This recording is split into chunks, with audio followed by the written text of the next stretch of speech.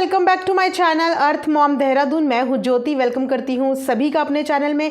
अगर आप चैनल में न्यू है तो आप सबको पता ही है कि क्या करना है। जी हां, चैनल को सब्सक्राइब करना है, वीडियो को लाइक करना है और साथ ही साथ बेल आइकन हिट करना है ताकि मेरी वीडियो का नोटिफिकेशन आप तक फटाफट पहुँच जाए। बहुत से लोग चैनल में न्यू जुड़े हैं लेकिन कहीं ना कहीं आप लोग सब्सक्राइब करना भूल गए हैं, तो प्लीज़ चैनल को ज़रूर सब्सक्राइब करें। तो मैंने मॉर्निंग में एक वीडियो पोस्ट की थी जिसके बाद मैंने आप सबसे कहा था कि मेरे पास कोई भी अपडेट आएगी तो मैं आपके सामने ज़रूर लेके आऊंगी। तो पहले आप सबको सिर्फ इस बात का इंतजार था कि आखिर क्यों अभी तक लाला जी एंड फैमिली नहीं पहुंचे हैं बसंती के पास, और अब जब लाला जी एंड फैमिली बसंती के पास पहुंच चुके हैं तो क्यों हमें कोई भी वीडियो, कोई भी क्लिप्स, कोई भी कुछ भी कम्युनिटी पोस्ट कुछ भी नज़र नहीं आ रहा है। क्यों एक बार भी लाला जी और उनके परिवार ने अपने भाई की आत्मा की शांति के लिए भी एक कम्युनिटी पोस्ट नहीं किया। आखिर ऐसा चल क्या रहा है बैक कैमरा जो कैमरे में नज़र नहीं आ रहा है। जो भी वीडियोज़ और व्लॉग पोस्ट किए जा रहे हैं वो सारे पुरानी वीडियोज़ एंड पुराने व्लॉग्स हैं। तो एट प्रेजेंट इस समय घर में चल क्या रहा है, बसंती की स्थिति देख के आप सबको पता चलेगी आपको कि अभी तक भी वो रिकवर नहीं हुई हैं। अभी तक भी उनकी हालत बहुत ज़्यादा ख़राब है। अभी उनके लेटेस्ट व्लॉग मैंने देखा जिसमें अभी भी उनके पीछे से बहुत ज़्यादा रोने धोने की आवाज़ें आ रही थी। दैट मीन्स कि अभी तक भी वो अपने आप को संभाल नहीं पा रही हैं। वहीं पर अगर घर के बच्चों की बात करें तो बच्चे अपने हिसाब से अपना अपना काम करते हुए नज़र आ रहे हैं। इतना बोलने वाली, इतना बातें करने वाली गोल्डी भी अचानक से चुप हो गई है और अपने मुँह से बहुत कम, मतलब ना के बराबर बात कर रही हैं।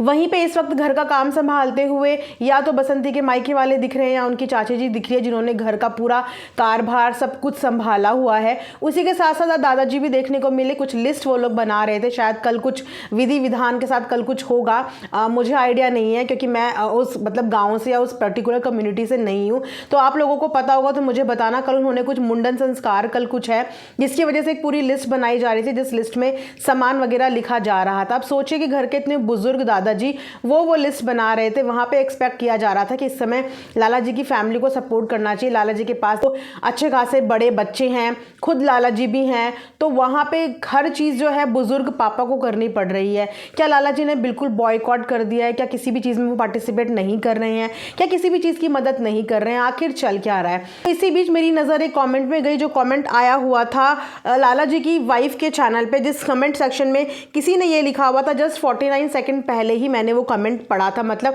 पोस्ट होने के 49 सेकंड्स पहले ही मैंने वो कमेंट पढ़ लिया था, जिसमें ये कहती हैं कि दोस्तों कल शाम नीता ससुर जी से लड़ रही थी और बोल रही थी कि मेरी नाक कटवा दी है। दीपक जब मरा तो उसके 3-4 दिन बाद पूजा करते, हम भी आ जाते क्योंकि वो शूटिंग में बिजी थे। तब दादा ने बोला तुम लोग को आना ही नहीं, 7 दिन बाद तो आए हो। फिर लाला बहुत गुस्सा कर रहे थे गोलू और दादा पर कि वीडियो क्यों बनाकर डाल रहे हो। मैं अपने कानों से यही सुना, भगवान कसम मैं झूठ नहीं बोल रही। जिसको यकीन करना है करो, जिसको यकीन नहीं है वो इनके घर जाकर देख लो, सब पता चल जाएगा। मैं आप सबके लिए कमेंट सेक्शन में भी ये कमेंट लगा दूंगी कि इन मैडम का ये बोलना है कि घर में कुछ इस तरीके की चीज़ें हुई हैं, कुछ आवाज़ें इनको सुनाई दी हैं और इन्होंने कसम भी इस बात पे खाई है कि घर में कल रात को कुछ लड़ाई झगड़ा का माहौल बना, जहाँ पे आप जानते हैं कि इस समय लाला जी की फैमिली को कितनी ज़्यादा हेट और कितनी ज़्यादा नेगेटिविटी मिल रही है। क्योंकि वो लोग वहाँ पे शूट में बिजी थे तो वो लोग ये एक्सपेक्ट कर रहे थे कि जो पूजा थी वो 3-4 दिन बाद की जा सकती थी। ऐसे कैसे हो सकता है? मतलब 3-4 दिन का इंतज़ार तो देखिए कोई भी नहीं करता ना। चाहे आप कितनी मेट्रो सिटी में भी रहते हो, चाहे आपके पास कितनी टेक्निकल चीज़ें भी स्ट्रांग हो, तभी भी आप किसी का पूजा के लिए या किसी का दह संस्कार के लिए 4-5 दिन का इंतज़ार नहीं कर सकते। और वैसे भी ये लोग 7 दिन के बाद आए हैं। अब मुझे नहीं पता कि इस कॉमेंट में कितनी सच्चाई है या जिन्होंने ये कॉमेंट किया है उनकी बात में कितनी सच्चाई है। जस्ट ये कमेंट मैंने उन्हीं की वीडियो के नीचे देखा तो मैंने आप सबको बता दिया कि इस तरीके की बातें हो रही हैं। अब इन बातों में कितनी सच्चाई है वो तो फैमिली ही जाने और यही जाने जिन्होंने ये कमेंट किया है। बट अगर ऐसा हुआ है तो ये सोच बड़ी गलत है कि 3-4 दिन तक रुकना चाहिए था। अगर कोई इंसान कहीं नहीं भी पहुंच पा रहा है तो अपना मैसेज देने का देखिए एक तरीका होता है। आप लोग ट्रोलिंग का शिकार इसीलिए बने क्योंकि आप लोगों ने वहां से कोई भी स्टेटमेंट नहीं दिया, कोई भी कम्युनिटी पोस्ट नहीं करी, उनकी आत्मा की शांति के लिए एक बार भी प्रार्थना या प्रेयर नहीं करी। अगर ये सब चीज़ें कर दी जाती तो मुझे नहीं लगता कि इन लोगों को इतनी नेगेटिविटी या इतनी हेट मिलती। और अब जब गाँव में आ ही गए थे तो यहाँ पर भी कुछ चीज़ें दिखानी चाहिए थी, किसी काम में अपना कॉन्ट्रीब्यूशन दिखाना चाहिए था, क्योंकि सोशल प्लेटफॉर्म पर जो दिखता है उसी के हिसाब से लोग अपनी प्रतिक्रिया बनाते हैं। जो नहीं दिखेगा तो लोग एज्यूम करने लगते हैं। अब इन मैडम ने तो ये कसम तक खा ली कि इन्होंने ये सब बातें सुनी हैं और ये इनके कहीं आसपास ही रहती हैं। लेकिन हम बाकी ऑडियंस की अगर बात करें तो बाकी ऑडियंस वही सोचेंगी, वही देखेंगी जो आप लोग दिखाएंगे। लेकिन अगर आप लोग अपना हंसता मुस्कुराता हुआ एक नॉर्मल रूटीन दिखाएंगे, आप किसी चीज़ की प्रार्थना कंडोलेंस नहीं करेंगे, तो सामने वाले को यही फील होगा कि शायद आप लोगों को कोई फर्क नहीं पड़ा है। मे भी आप लोग बैक कैमरा बहुत चीज़ें कर रहे होंगे, लेकिन बोलते हैं ना, सोशल मीडिया पे जो दिखता है वही बिकता है। जैसा आप दिखाओगे उसी के बाद में बात होगी, उसी से रिलेटेड चर्चा होंगी। आज भी देखो दादाजी काम करते हुए दिखे तो लोगों ने यही बोला कि इस समय तो कम से कम लाला जी को संभालना चाहिए था, लेकिन वहाँ पे भी बुजुर्ग दादाजी जो हैं वो काम कर रहे हैं, घर के छोटे बच्चे हर चीज़ काम कर रहे हैं, घर में चाची हैं या बाकी रिश्तेदार हैं, लेकिन बाकी के फैमिली मेम्बर्स दूर दूर तक किसी कोने में पीछे आगे खड़े हुए कहीं भी नज़र नहीं आ रहे हैं। तो वहाँ पर वही मैंने बात बोली। अब व्लॉगिंग बनाना ये उनका काम है। अगर कि उन्हें व्लॉगिंग के लिए मना किया जा रहा है या उनको डांटा जा रहा है कि व्लॉग क्यों बना रहे हो, तो ये उनका टाइम है। अगर इस टाइम पर उन्होंने व्लॉगिंग नहीं डाला तो एक तो उनका चैनल का बहुत नुकसान हो जाएगा, प्लस उनको जो 2 पैसे मिल सकते हैं यूट्यूब से आगे के लिए वो उन्हें नहीं मिल पाएंगे।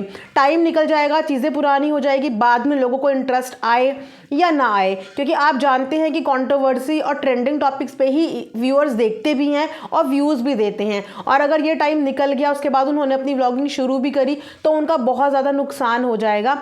और पता नहीं कि उनकी इस चीज़ में कोई मदद कर भी रहा है या नहीं मदद कर रहा है। तो उनको व्लॉग डालने के लिए उनकी खुद की ऑडियंस ने ही हाँ किया था कि आप व्लॉग डालिए। और ये क्या आपने देखा होगा, इतने बड़े बड़े लोग भी होते हैं जिनके पास पैसे की कोई कमी नहीं होती, बहुत सेटल्ड होते हैं, पर उनके घर में भी कोई ट्रेजेडी होती है तो भी वो व्लॉग्स डालते हैं, अपने घर की चीज़ों को दिखाते हैं। क्योंकि जब आप सोशल मीडिया पे अपनी लाइफ शेयर करते हो, अपनी डेली लाइफ और डेली व्लॉगिंग दिखाते हो, तो कहीं ना कहीं लोग आपसे जुड़ जाते हैं। भले ही आपसे दूर हैं लेकिन कहीं ना कहीं आपकी ज़िंदगी का हिस्सा बन जाते हैं। तो हर इंसान आपकी ज़िंदगी का जब हिस्सा बन जाता है तो उसको आपकी ज़िंदगी के बारे में जानना उसका हक भी बनता है। और अगर आप उसे नहीं दिखाओगे तो वो भी यहाँ पे परेशान होगा। तो इनकी व्लॉगिंग से एक तरीके से देखा जाए तो ऑडियंस संतुष्ट है, क्योंकि ऑडियंस को व्लॉगिंग के जरिए ये पता चल रहा है कि इस समय घर की क्या परिस्थितियाँ हैं, घर में क्या चल रहा है। क्योंकि बाद में कुछ और चीज़ें निकल के आए तो ये जो बीच में जो चीज़ें हुई वो किसी को पता ही नहीं चलेगा और फिर इंसान एक दूसरे को गलत जज करने लगता है। तो मैं यही बोलूँगी, मुझे नहीं पता इस मैसेज में कितनी सच्चाई है, बट अगर ये मैसेज में ज़रा भी सच्चाई है तो ये समय गिले शिकवे शिकायतें या लड़ाई झगड़े का टाइम नहीं है। थोड़ा सा चीज़ों को अंडरस्टैंड करने की ज़रूरत है, थोड़ा सा बड़ा बनने की ज़रूरत है, थोड़ा सा समझदार बनने की ज़रूरत है और बाकी चीज़ें अपने आप सेटल हो जाएंगी। तो ये था मेरा अभी तक का रिएक्शन। आई होप आप लोगों को पसंद आया हो।